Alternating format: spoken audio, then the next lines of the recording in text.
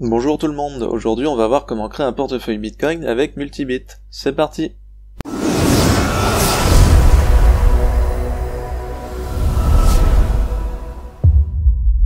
Donc je reprends le tuto que j'ai fait sous forme d'article pour le mettre en vidéo. Je vous mettrai le lien en description.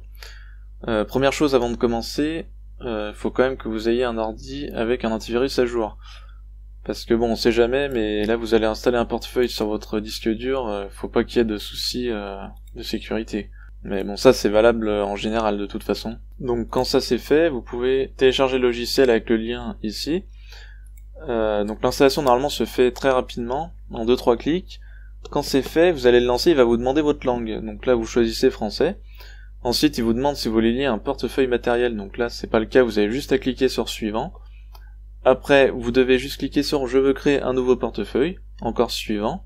Donc maintenant, la prochaine étape est très importante. Il va falloir que vous preniez un stylo et un papier et que vous notez précisément la suite de 12 mots que le logiciel va vous donner. C'est indispensable pour récupérer vos bitcoins si votre ordinateur tombe en panne ou si vos disques durs crashent. Ce sera le seul moyen de les récupérer. Le logiciel va vous demander aussi un dossier de sauvegarde, donc assez important aussi.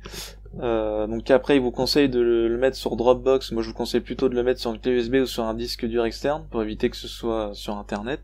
Ensuite il va vous demander un mot de passe, et après ça il va se synchroniser avec la blockchain automatiquement, donc ça peut prendre un certain temps, surtout si c'est la première fois que vous lancez le logiciel. Donc quand c'est fait, votre portefeuille est prêt, maintenant on va voir les différents réglages. On va faire un premier réglage dans Préférences, vous allez sur Frais. Moi je vous conseille de les mettre au minimum, ce qui fait 0,01 millibitcoin, donc équivalent à 1000 satoshi, l'unité la plus petite du bitcoin, soit environ 1 centime d'euro si un bitcoin vaut 1000 euros. Donc c'est suffisant pour faire les transactions, sauf si vous voulez vraiment avoir une transaction rapide, dans ce cas là vous pouvez le monter un peu, mais évidemment ça va vous coûter plus cher. Donc vous pouvez aussi modifier l'affichage, donc sachant que le millibitcoin c'est 1 millième de bitcoin et micro-bitcoin c'est l'équivalent de 100 satoshi. Le Satoshi qui est la plus petite fraction de Bitcoin. Je vous ai mis le lien d'une application qui permet justement de faire cette conversion entre millibitcoin, micro-bitcoin, etc. Donc elle est dispo sur Android. Ensuite, pour envoyer ou demander des bitcoins, donc vous allez dans le menu qui est du même nom. Attention bien sûr d'avoir bien modifié les frais que vous voulez voir appliqués à vos transactions. Donc pour envoyer un paiement, vous copiez l'adresse, vérifiez bien que c'est la bonne adresse à laquelle vous voulez envoyer les bitcoins, et vous rentrez le montant tout simplement. Ensuite, pour recevoir des bitcoins, vous n'êtes pas obligé de spécifier un montant, mais au moins ça vous permet d'avoir une adresse. Donc les gens peuvent vous envoyer des bitcoins sur cette adresse.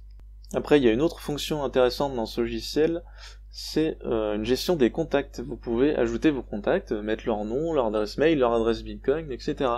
Donc ça c'est vraiment pas mal. Au moins ça permet d'éviter à chaque fois de recopier-coller une adresse ou de ne plus savoir à qui appartient telle adresse. Maintenant ce tuto est terminé, surtout n'hésitez pas à me laisser vos remarques et vos suggestions en commentaire si j'ai oublié quelque chose. En tout cas merci d'avoir regardé la vidéo jusqu'au bout et à la prochaine!